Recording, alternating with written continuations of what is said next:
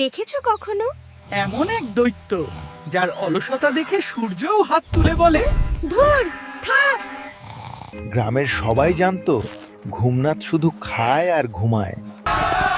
ওই দিন যদি ঘুমনাথ ঘুমিয়ে না পড়তো, গ্রামটা হয়তো বেঁচেই যেত। সবাই অনুরোধ করল, কিন্তু ঘুমনাথ বলল, একটু পরে আর বলে পুরো শরীর মাটিতে ফেলে দিল। আর দেরি করলে চলবে না, নদীর বাঁধ ভেঙে যাচ্ছে, জল ঢুকবে গ্রামে, আমাদের গ্রামটা বুঝি আর বাঁচবে না। দিনের আলো কমে এলো, পানি মাঠে ঢুকে গেল, কিন্তু ঘুমনাথের চোখ একটুও খুলল না। যখন ঠান্ডা পানি লাগলো, তখনই তার ঘুম ভাঙলো।